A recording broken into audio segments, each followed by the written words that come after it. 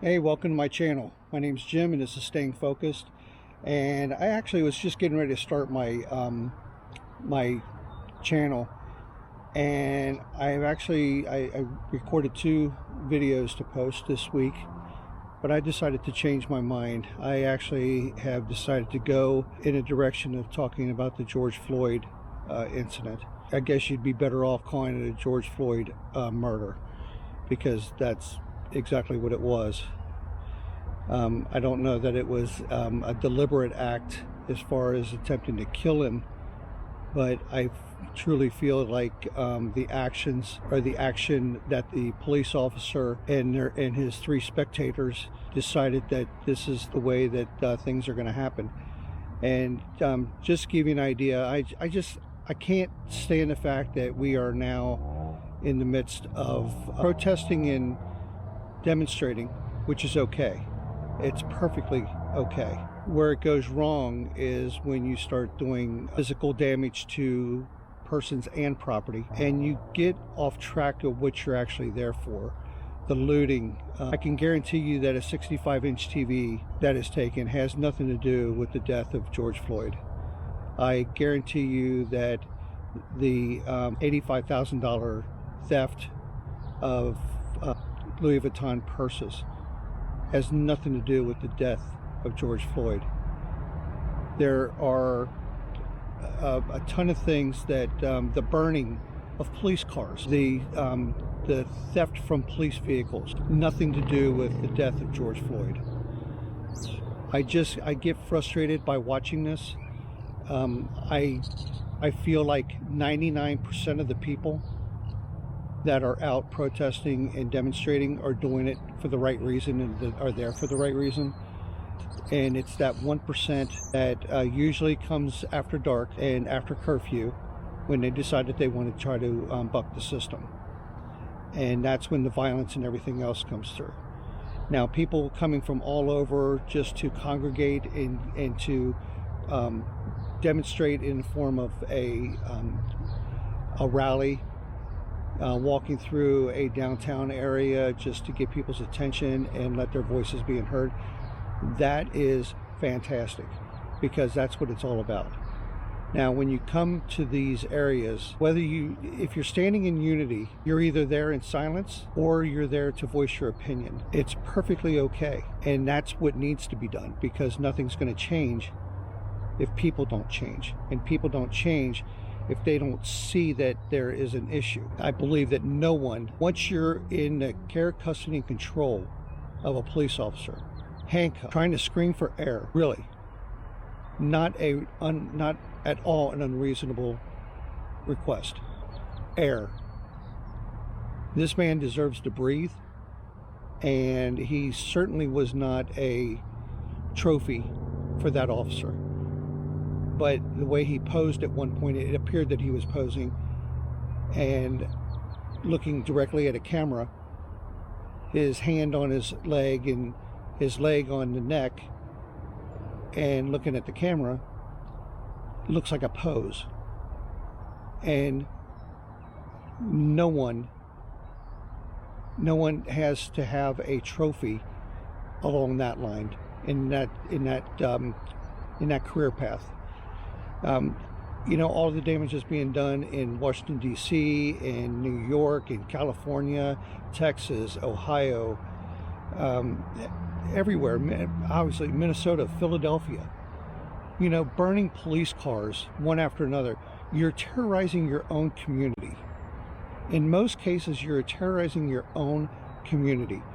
You're going out and you're destroying the stores and looting the stores that just reopened because of COVID-19. These are owned by families. A little corner store, a drugstore, owned by individuals, families. And they just reopened, and it turns around that they can't even do business because there is no business. And that's one of the biggest problems that we're having right now. What's funny about this is that I actually was getting ready to put my videos up this week on my channel, and when I changed my mind and went this direction. One of my videos that I did do has something to do with use of force, and I don't feel like anyone deserves to have anything done to them in any forceful or excessive manner once you have got these people or that person in your care, custody, and control. It's the 3 C's. Once they're under your care, custody, and control, and they are no longer a threat to you or anyone around them, it's over. It is over. That is actually in one of my videos that I was going to do. And I myself am a retired police officer, 22 years of service. I got hit by a DUI, Hispanic, illegal, and he got 6 months and he was deported. And in my 22 years, I can tell you that every time I have had any kind of encounter, I always try to do things with my voice and try to de-escalate situations by using my voice. If you ask anyone that knows me in the police field, they will tell you that I talk a lot. I probably bore them to death, and they just said, just take me to jail. It's not exactly how it is, but you know what I mean. I just use my voice. But once that person's in your custody, it's over. No other force is necessary. They are no longer a threat. The threat is over. Now, I could tell you that nobody has ever, the police officers that what they encounter every day is nothing like what the normal Joe on the street, what their lives are like. And what I mean by that is that you have a different lifestyle than a police officer, because a police officer is really there to they see just about everything in a negative light. Nobody ever calls 911 and says, please send a police officer right away because I want to tell them that I had a great day at work. Send a police officer because I want to thank them for what they do. Nobody does that. It does not happen. It's not a realistic thing that happens in this country, or in any country that I'm aware of. I mean, that would be weird, but it would be cool, but it would be weird. Policing is not for everyone. What I mean is that you have to have a heart bigger than your badge, and not a badge bigger than your heart. You have to be there to do the right thing and be there for the right reason. And that's why you want to be a police officer. As far as the former Minnesota officer who decided that he was going to take over a situation, I believe that from what I heard, is that he was the senior officer of the 4, but two of the officers had made suggestions that he either be turned over, rolled over on his side, or rolled over on his back, and he said no, he's better off being on his stomach. Not if he's not breathing or having a hard time breathing. You know, you hear a lot of times, you know, I can't breathe. Well, if you're talking, you're breathing. Okay, well, you know what? I might be having a hard time breathing. Doesn't mean I stop breathing. I wouldn't be having a conversation. Not everybody is made out for the career of law enforcement in any stretch of the imagination. I mean, everybody's individual and everybody chooses their path. And I absolutely loved going to work every day and doing what I did. I never crossed the line. I never walked on the fence to see which way I fell or anything like that, because there's a right way and a wrong way to do everything. And I can promise you, in 22 years, I never did the wrong thing. I never stole from anybody. I never lied on anybody. I didn't go to court and falsify any testimony. I was I feel very solid police officer, and I loved my job. Unfortunately, I had to go a little early, and that was not by my choice. That was by the illegal. We'll just keep it right there. But as far as the Floyd family is concerned, I feel deeply for the Floyd family. Deeply. He should have never died. It should have never happened. He should have never died. And it's just beyond me on how an officer can do that and think that he didn't do anything wrong. And I don't know you notice I'm not calling that officer by name. I do know his name, but I'm not calling him by his name because he's only a number to me. and he got that at the time of his arrest. He is now a number, and I hope he stays a number for a very, very, very long time. But I want everybody to understand that the Floyd family they do not deserve to go through this right now, or ever. Never.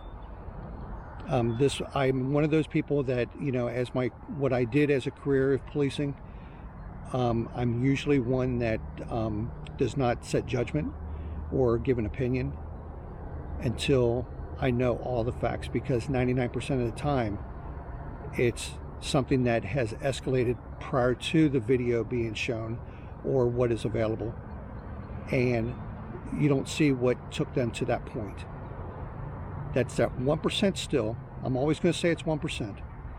There's that 1% that will do everything in their power to get your goat and to see how far they can push you. But no one deserves to die over stuff like this, over anything.